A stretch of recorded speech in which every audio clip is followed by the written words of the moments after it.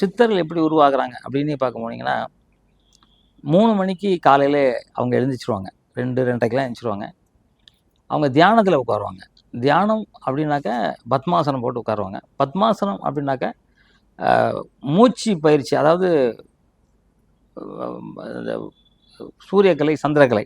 பத்மாசனம் போட்டாலே சூரியக்கலை சந்திரக்கலை நாளைக்கு நமக்கு முதுகில் போய் ஜாயிண்ட் ஆகும். அங்கேருந்து சுழிமுனைக்கு போவோம், மூளைக்கு போவோம், உடம்பு ஃபுல்லாக பரவும். அது உடனே பரவுமானால் பரவாது, ஒரு வாரம் ஆகலாம், ஒரு மாதம் ஆகலாம், சிலவங்களுக்கு ஒரு செகண்டில் கூட வந்துடும். அப்படி பழக அவங்களுக்கு ஏகப்பட்ட சக்திகள் கிடைக்கும். அதனால தான் அவங்க சாகாமல் இருக்கிறதுக்காக அந்த இதெல்லாம் கண்டுபிடிச்சி மூலிகைகள், நிறைய மூலிகைகளை தயார் பண்ணாங்க. நீங்கள் பழனி கோயிலுக்கு போனீங்கன்னா அந்த முருகரே வந்து நவபாசனத்தில் பண்ணியிருக்காங்க. அந்த அந்த அவர் மேலே ஊற்றுற பாலை குடித்தாலே நோய் வராது அப்படின்னு சொல்லுவாங்க. ஏன்னா அந்த அளவுக்கு சித்த மருத்துவத்தில் மிகப்பெரிய கண்டுபிடிச்சிருக்காங்க அவங்க.